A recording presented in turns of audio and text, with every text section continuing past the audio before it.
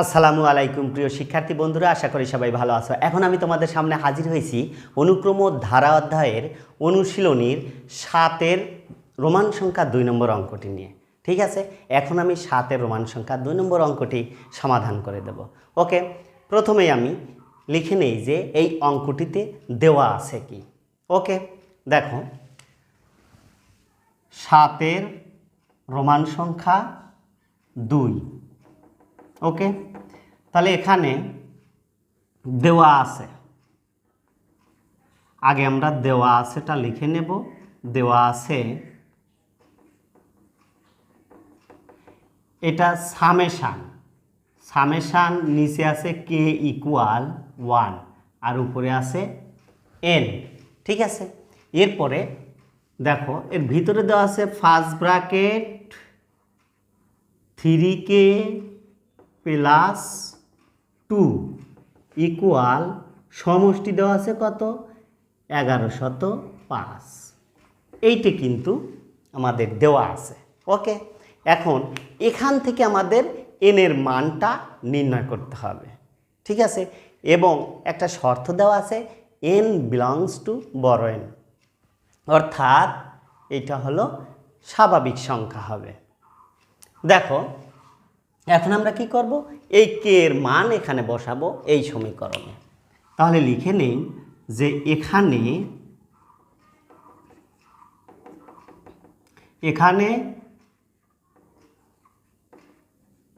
এত এ কে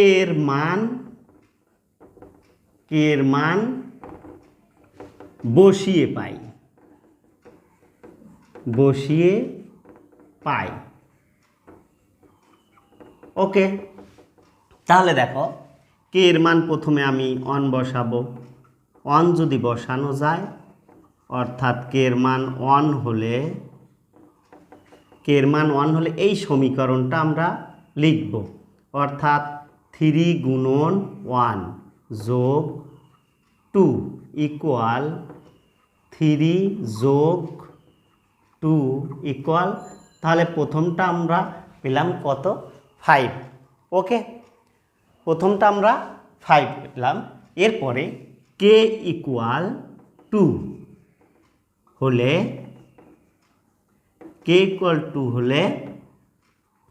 3 গুণন 2 plus 2 equal 3 দুগুণে 6 যোগ 2, তাহলে কত পাওয়া গেল, 8।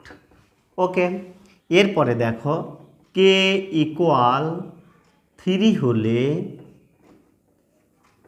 হলে তাহলে 3 গুণন 3 যোগ 2, তাহলে আমরা যদি 3 গুণ করি তাহলে কত হয়,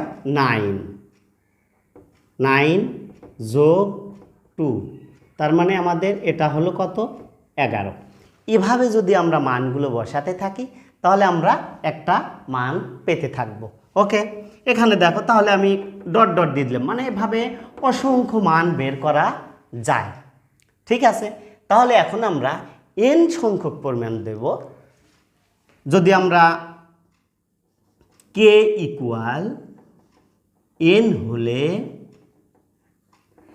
হলে 3 গুণন n যোগ 2 ইকুয়াল, তাহলে হবে কত, 3n যোগ 2।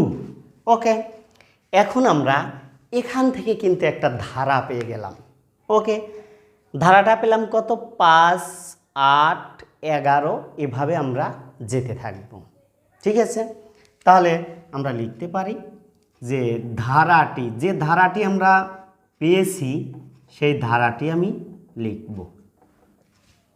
তাহলে দেখো ধারাটি তাহলে 5 যোগ 8 যোগ 11 যোগ ডট ডট ডট ডট, এভাবে অসংখ্য যেতে থাকবে। লাস্টে আমরা পাচ্ছি কত, এখানে 3n যোগ 2। ওকে, এইটা। এখন দেখো এটা একটা যেহেতু ধারা, এই ধারাটা কি ধরনের ধারা আমাদের দেখতে হবে। আমরা জানি ধারা হলো দুই ধরনের, একটা সমান্তর ধারা আর একটা গুণোত্তর ধারা। সমান্তর ধারাটা হলো যে কোনো পদ এবং তার পূর্ববর্তী পদের বিয়োগফল সবসময় সমান হবে। যেমন এই 8-এর সাথে যদি আমরা 5 বিয়োগ দেই 3 পাবো। আবার দেখো এই 11-র সাথে যদি এই 8 বিয়োগ দেই তাহলে এখানেও কিন্তু আমরা 3 পাবো। তার মানে দেখা যাচ্ছে এটা একটা সমান্তর ধারা। আর যদি ভাগ করে সমান পাওয়া যায় তাহলে সেইটা হয় হলো গুণোত্তর ধারা। তাহলে এটা হলো আমাদের সমান্তর ধারা। আমরা সমান্তর ধারার প্রথম পদকে আমরা এ দ্বারা প্রকাশ করি, তার মানে a = 5। আর সাধারণ অন্তরকে d দ্বারা প্রকাশ করি। সাধারণ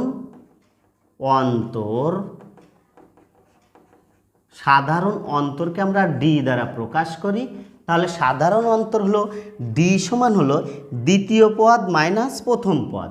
তাহলে এখানে আমরা 8 মাইনাস কত দিব, 5 দিব। অর্থাৎ 8-এর মধ্যে যদি আমরা 5 বাদ দিয়ে দেই তাহলে কত থাকে, 3 থাকে। ওকে, তাহলে আমরা অন্তরটা পেলাম কত, 3।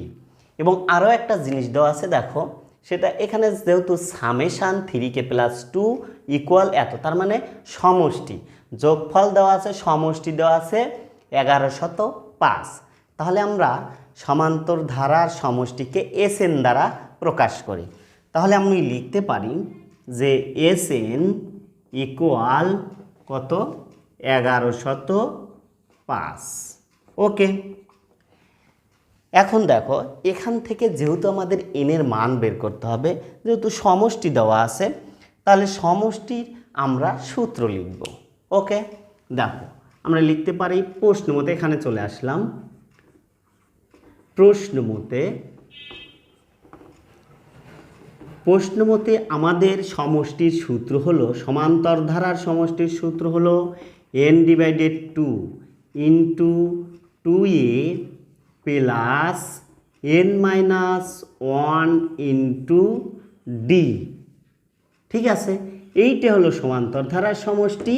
তাহলে সমষ্টি সমান সমষ্টি, অর্থাৎ সূত্রের সাথে আমরা দেওয়া আছে যে সমষ্টিটা সেইটাকে সমান সমান লিখব। দেওয়া আছে কত, 1105। তাহলে আমরা এই পাশে লিখলাম 1105। ওকে, এবার আমরা কাজ করব। এখানে আমি বা দিলাম, বা দিয়ে দেখো আমরা যত এই এনের মানটা বের করব তাহলে এনটা এভাবেই থাকবে 2। আর এইখানে এসে আমরা কি করব, এই এর মান বসিয়ে দেব। 2 গুণন, আমরা জানি এর মান কত, 5। ওকে, যে নতুন ধারাটি পেয়েছিলাম তার প্রথম পদ হলো এ সমান হলো 5। তাহলে আমরা 5টা বসিয়ে দিলাম।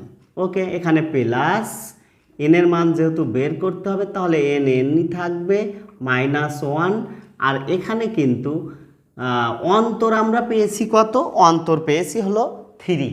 তাহলে আমরা 3টাকে এখানে বসিয়ে দিলাম, ইকুয়াল এই পাশে আছে কত, 1105।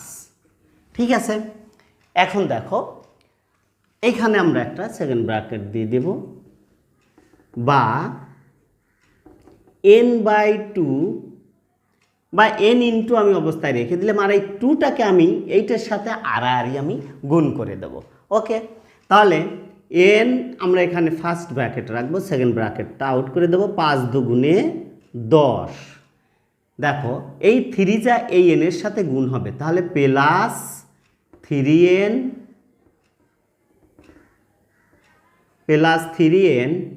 মাইনাস এই 3 আবার এই 1 এর সাথে গুণ হবে, আর এই মাইনাস প্লাসে মাইনাসই হয়।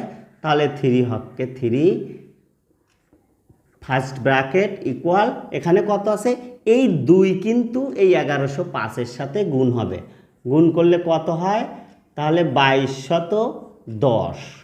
ওকে, এখন দেখো আমরা এই ব্র্যাকেটে কাজ করব, সেটা হলো n। এখানে যদি আমরা বিয়োগ দিই, আগে 3nটা লিখে নেই, আর যদি 10-এর মধ্যে 3 বাদ দেওয়া যায় তাহলে +7 কিন্তু থাকে। অর্থাৎ এখানে যেহেতু 10 আছে প্লাস আর 3 আছে মাইনাস, এই জন্য 10 থেকে আমরা 3 কি করব, বাদ দিয়ে দেব। বাদ দিয়ে কত থাকে, 7। আর চিহ্ন হবে যেহেতু প্লাসের মানটাই বড়, 10টা বড়, 10-এর চিহ্ন কিন্তু প্লাস, এজন্য আমরা প্লাস দিয়েছি। ওকে, এখন দেখো তাহলে ওটা এভাবেই থাকলো 2210। এখন দেখো আমরা এই এনটাকে ভিতরে গুণ করে দেব, তাহলে 3n স্কোয়ার প্লাস 7n, আর এইটাকে আমরা বাম পাশে নিয়ে আসবো চিহ্ন পরিবর্তন করে, ধনাত্মক ছিল ঋণাত্মক হয়ে চলে আসলো এই পাশে, আর ডান পাশটা 0 হয়ে গেল। ওকে, এখন আমরা কি করব, মিডল ফ্যাক্টর করব, মিডল বা উৎপাদক করব। উৎপাদকের নিয়ম অনুসারে আমরা জানি যে এই 3 সবসময় এই লাস্টেরটার সাথে অর্থাৎ প্রথমটা এবং শেষেরটা কি থাকে, গুণ অবস্থায় থাকে। তাহলে যদি আমরা গুণ করি 3 আর এই 2210 যদি গুণ করি তাহলে হলো 6630 হয়। ঠিক আছে, এইটাকে আমাদের ভাঙতে হবে। যদি আমরা ভাঙি তাহলে দেখো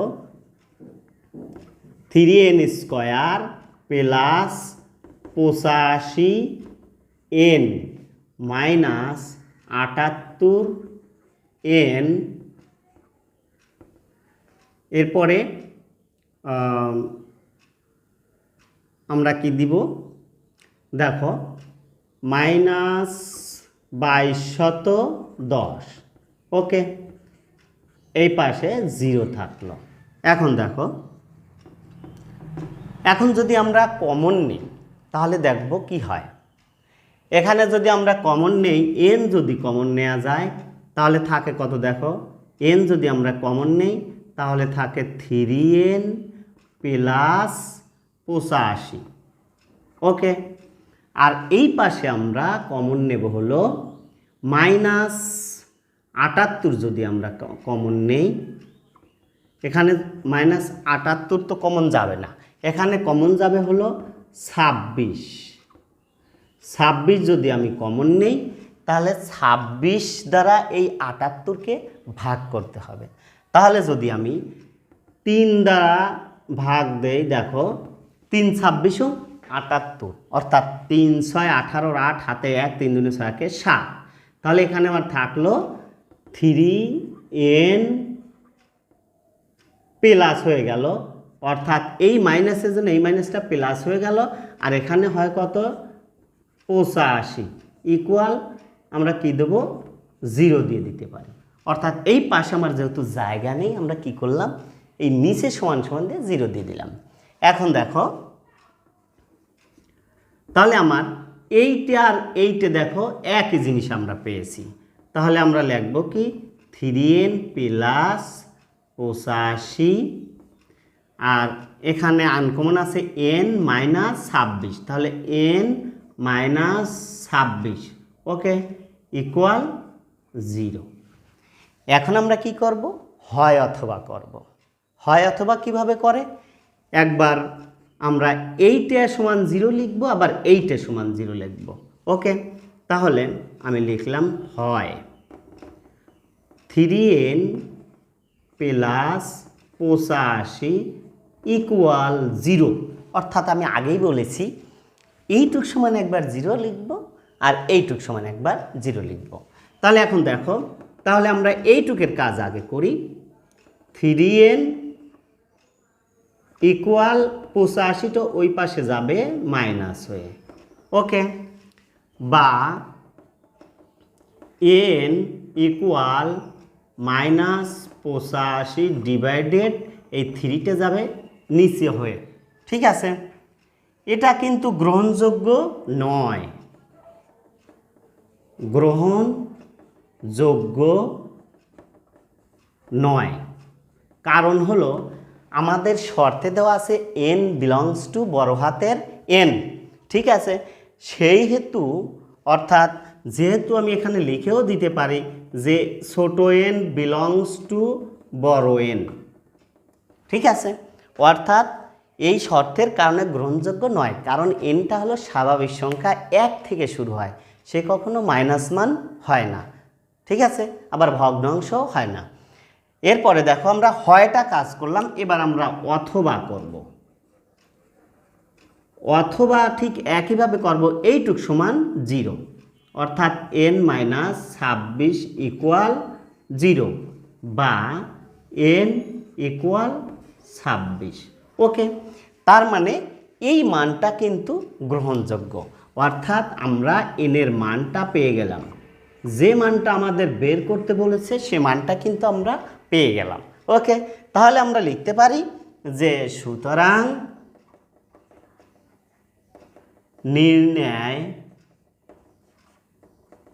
নির্ণয় মান n ইকুয়াল 26। ওকে, এইটাই ছিল আমাদের 7-এর রোমান সংখ্যা 2-এর সমাধান। ঠিক আছে প্রিয় শিক্ষার্থী, আশা করি অঙ্কটি বুঝেছো। আবার দেখা হবে পরবর্তী ক্লাসে, সে পর্যন্ত সবাই ভালো থেকো, সুস্থ থেকো, আল্লাহ হাফেজ।